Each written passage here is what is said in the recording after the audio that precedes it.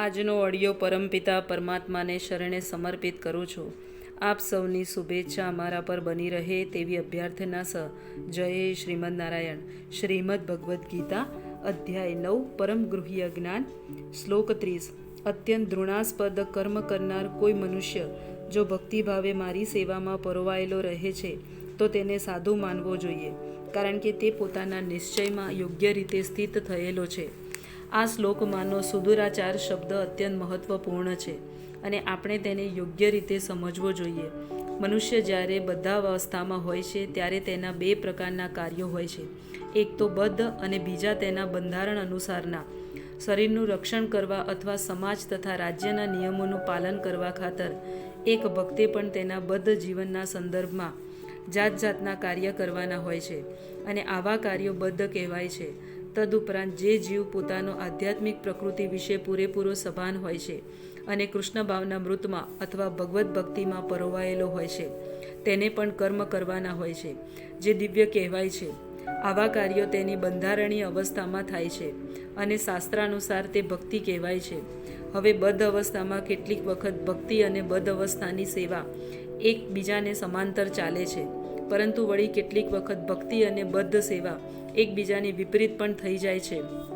શક્ય હોય ત્યાં સુધી ભક્ત બહુ સાવધ રહે છે કે જેથી તે એવું કોઈ કર્મ ન કરે કે જેનાથી તેની સાનુકૂળ સ્થિતિમાં ભંગાણ પડે. તે જાણે છે કે તેની કાર્યસિદ્ધિનો આધાર તેની કૃષ્ણ ભાવના મૃતના સાક્ષાત્કારની પ્રગતિ ઉપર રહે છે, પરંતુ કોઈ વખત એવું જોવામાં આવે છે કે કૃષ્ણ ભાવના મૃતમાં પરોવાયેલો મનુષ્ય સામાજિક કે રાજનૈતિક દ્રષ્ટિથી અત્યંત નિંદનીય ગણાય તેવું કર્મ કરી નાખે છે, પરંતુ આવી રીતના ક્ષણિક પતન દ્વારા તે અયોગ્ય ઠરતો નથી. શ્રીમદ ભાગવતમમાં કહેવામાં આવ્યું છે કે જો કોઈ મનુષ્ય પતિત થઈ જાય પણ જો તે ભગવાનની દિવ્ય સેવામાં અંતઃકરણપૂર્વક પરોવાયેલો રહે તો હૃદયમાં બિરાજેલા ભગવાન તેને શુદ્ધ કરે છે અને તે નિંદ્ય કર્મ માટે તેને ક્ષમા કરે છે. ભૌતિક સંસર્ગ દોષ એવો પ્રબળ હોય છે કે ભગવત સેવામાં પૂરેપૂરો તન્મય થયેલો યોગી પણ કેટલીક વખત તેની જાળમાં ફસાઈ જાય છે, પરંતુ કૃષ્ણ ભાવના એવી શક્તિશાળી છે કે આવી રીતનું આકસ્મિક પતન તરત જ સુધારી દેવામાં આવે છે. એટલે જ ભક્તિ યોગની પ્રક્રિયા હર હંમેશ સફળ થાય છે.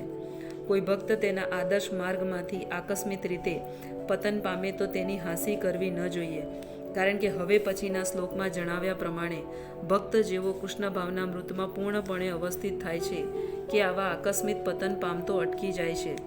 માટે જે મનુષ્ય કૃષ્ણ ભાવના મૃતમાં અવસ્થિત છે અને અનન્ય ભાવથી હરે કૃષ્ણ કૃષ્ણ કૃષ્ણ હરે હરે, હરે રામ રામ રામ હરે હરે મહામંત્રના કીર્તન જપમાં દ્રઢપણે પરોવાયેલો રહે છે, તેનું આકસ્મિક રીતે પતન થયેલું જણાય તો પણ તેને દિવ્ય સ્થિતિમાં રહેલો માનવો જોઈએ.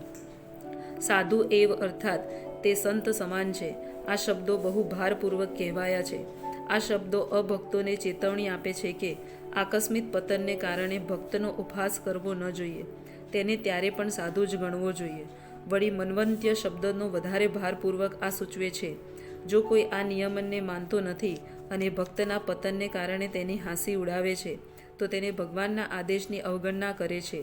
ભક્તની એકમાત્ર યોગ્યતા એ જ છે કે તે અવિચળ તથા અનન્ય ભાવે ભક્તિમાં પરોવાયેલો રહે છે.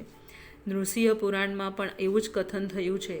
જો ભગવદ્ ભક્તિમાં પૂરેપૂરો મગ્ન થયેલો મનુષ્ય કોઈ વાર ધૃણિત કાર્યોમાં પરોવાયેલો દેખાય તો આવા કાર્યોને ચંદ્રમાં રહેલા સસલા જેવા ડાઘ સમાન માનવો જોઈએ. આવા ડાઘ ચંદ્રની ચાંદીના વિસ્તારમાં બાધક બનતા નથી.